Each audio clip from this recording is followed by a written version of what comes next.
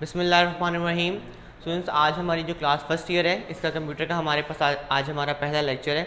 इसके अंदर हमने यूनिट नंबर जो 1 है हमारा बेसिक्स ऑफ इंफॉर्मेशन टेक्नोलॉजी, उसके हमने जो पहले 2 पेजेस हैं उसको ब्रीफली से हमने डिस्कस करना है। ठीक है, अब हमारे पास कुछ स्टूडेंट्स ऐसे अवेलेबल हैं जो कि 9th और 10th के अंदर ऑलरेडी इन चीज़ों से थोड़ा सा गो थ्रू होके आए थे। ठीक है, लेकिन हमें पता है कि पाकिस्तान के अंदर अक्सर स्टूडेंट्स ऐसे भी हैं हमारे पास जो कि अब ICS की तरफ आ जाते हैं, क्योंकि हमारी IT की जो फील्ड है वो इस टाइम बहुत ज़्यादा बूम कर रही है। ठीक है, आपके पास जो सैलरी पैकेजेस होते हैं, आपको जो प्रॉफिट है इसमें वो काफ़ी ज़्यादा है। तो बहुत सारे जो स्टूडेंट्स हैं वो मैट्रिकुलेशन के अंदर बायोलॉजी पढ़ने के बाद आपके पास FSC में आप बजाय कि FSC की तरफ जाएँ वो ICS की तरफ आ जाते हैं। ठीक है, तो जिन स्टूडेंट्स ने इन चीज़ों को पहले पढ़ा हुआ है, आप लोगों के लिए भी एक दफ़ा रिवीजन के लिए ये चीज़ें यहाँ पे मेंशन की गई हैं, और ऑब्वियसली वो स्टूडेंट्स जो कि फ़र्स्ट टाइम इन चीज़ों को पढ़ रहे हैं आपके लिए ये इंपॉर्टेंट लेक्चर है। ठीक है, अराउंड हम इसको 10 to 15 मिनट्स के अंदर रखेंगे। ठीक है, और हम कोशिश करेंगे कि हमें जो बेसिक्स हैं वो अंडरस्टैंड हो जाए। ठीक है, तो हम स्टार्ट करने लगे। हमारे पास आपके पास जो आपका पहला पेज है उसके ऊपर अराउंड 4 to 5 पैराग्राफ्स अवेलेबल है, जिसके अंदर मुख्तलिफ डेफिनेशन उसने प्रोवाइड किए हुए। ठीक है, अब जो बच्चे ऑलरेडी इन चीज़ों को देखते आए थे, हमारे पास 2 चीज़ें होती हैं। एक होता है हमारे पास हमारा डाटा, और सेकेंडली हमारे पास होती है हमारी इन्फॉर्मेशन। डाटा जो होता है वो रॉ फॉर्म में होता है, मतलब कि कच्ची फॉर्म में होता है, वो भी हमारे पास बना नहीं होता।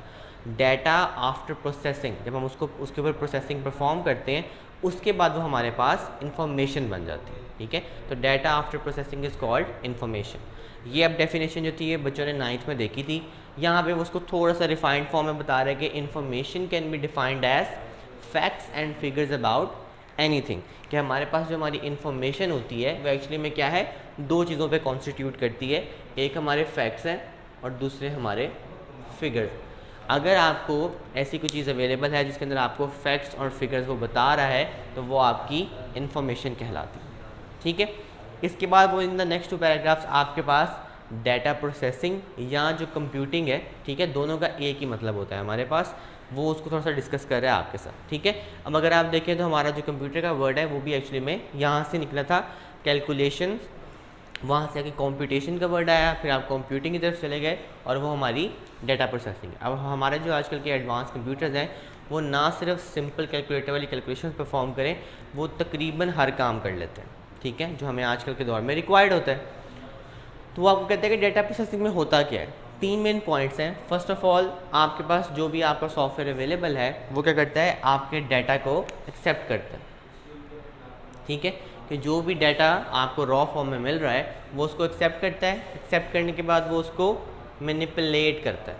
ठीक है, अब मैनिपुलेट का जो वर्ड है उसका इंग्लिश के अंदर तो बेसिकली मतलब ये होता है कि जब आप किसी को खुदा न खासा धोखा दे रहे हैं, मैनिपुलेशन। ठीक है, लेकिन कंप्यूटर के अंदर ये वर्ड आपने बारहा पढ़ना है, और मैनिपुलेशन का यहाँ पे बेसिकली मतलब होता है डाटा के अंदर चेंजिंग करना। आपको एक डाटा अवेलेबल था, आपने उसके अंदर चेंजिंग कर दी। ठीक है, अब ऑब्वियसली जो आप वो जो चेंजिंग करें वो टेस्टिंग के लिए भी हो सकती है, वो उसको रिफाइन करने के लिए भी हो सकती है। तो आप डाटा को मैनिपुलेट करते हो in the form of output, कि आप डाटा को इस फॉर्म में मैनिपुलेट कर रहे हो कि वो आपके यूज़र को आउटपुट की फॉर्म में शो करवाया जा सके। और थर्डली, डिलीवर करना होता है। आपने क्या डिलीवर करना होता है, to become useful and meaningful.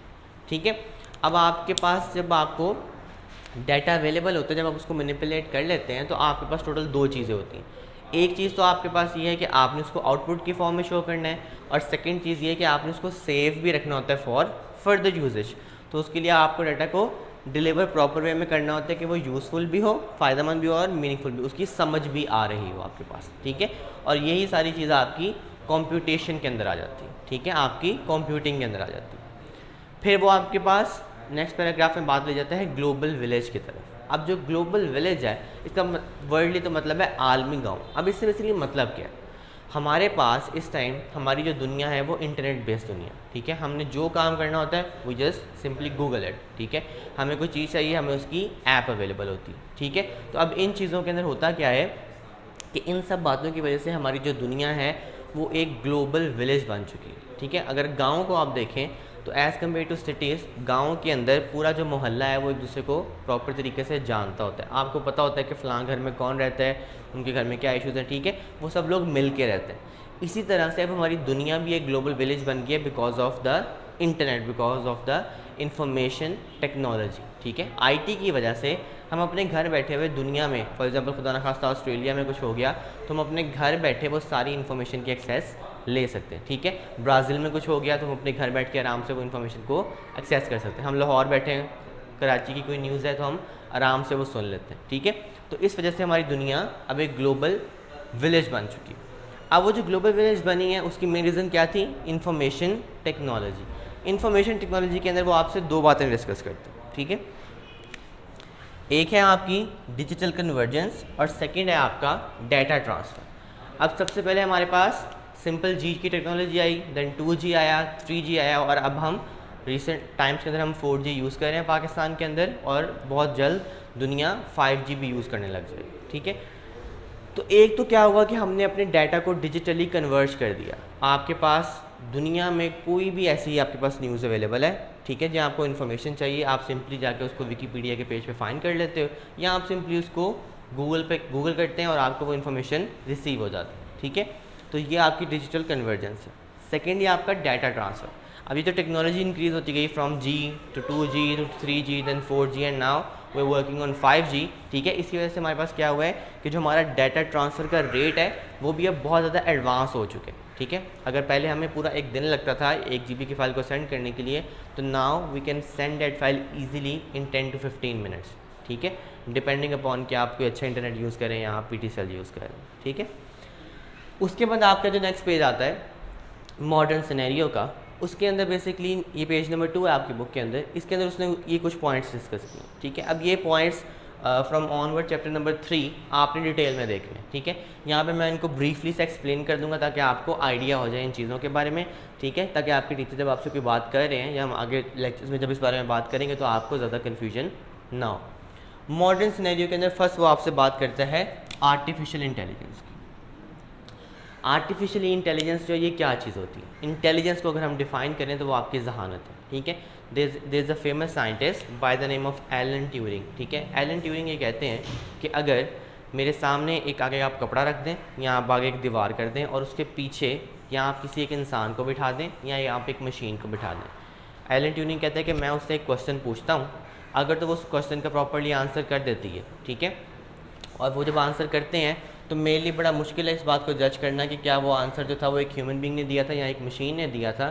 ठीक है, तो that machine is artificially intelligent. ठीक है, तो आर्टिफिशियल इंटेलिजेंस जो है वो इस टाइम दुनिया में बड़ी कॉमन है, इसके ऊपर बहुत ज़्यादा वर्किंग भी हो रही है। ठीक है, सेकेंड आपके पास है आपकी वेब बेस्ड एप्लीकेशंस। ठीक है, अब आप सारे जो हैं एप्लीकेशंस के बारे में ऑलरेडी जानते हैं। ठीक है, हम सब एंड्रॉयड या आईफोन को यूज़ कर रहे हैं तो ऐप के वर्ड से तो हम वाकिफ़ हैं। ठीक है, वेब बेस्ड का मतलब ये होता है कि आपके पास जितनी भी आपके पास वेबसाइट्स अवेलेबल होती हैं, जितनी भी आपके पास ऐप्स अवेलेबल हैं, वो सारी की सारी आपको नेट पे ऑनलाइन अवेलेबल होती हैं। आप गूगल पे जाते हैं, ठीक है, और आपको हर ऐप की एक वेबसाइट अवेलेबल होती है। ठीक है, वो जो वेबसाइट होती है वो उसकी पूरे डाटा को कॉन्स्टिट्यूट कर रही होती है, वो सारा डाटा उसके अंदर अवेलेबल होता है और इसलिए वेब बेस्ड जो है ये भी अब बड़ी कॉमन सी चीज़ है। ठीक है, आपको हर चीज़ की एक वेबसाइट मिल जाती है। आपने कोई बिज़नेस रन करना है, आपको उसकी वेबसाइट बनानी पड़ेगी। ठीक है, आपने कोई स्कूल खोलना है, अकेडमी खोलनी है, आपको उसकी वेबसाइट बनानी पड़ती है। ठीक है, थर्डली आपके पास है ई कॉमर्स और एम कॉमर्स।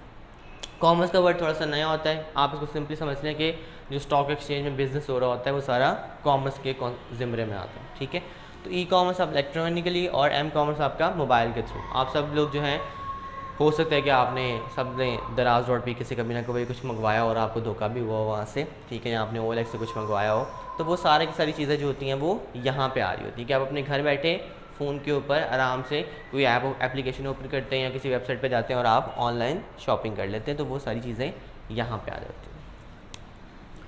देन आपकी कंप्यूटर एनिमेशन है। अब एनिमेशन का सबसे कॉमनली वर्ड तो हमारे कार्टून आ जाएंगे। ठीक है, कि हमारे पास जो एनिमेशन वाली चीज़ें थी वो वहाँ पे आती हैं, लेकिन कंप्यूटर एनिमेशन का मतलब ये होता है वो इन सब चीज़ों के अंदर काउंट कर रही होती है। क्यों?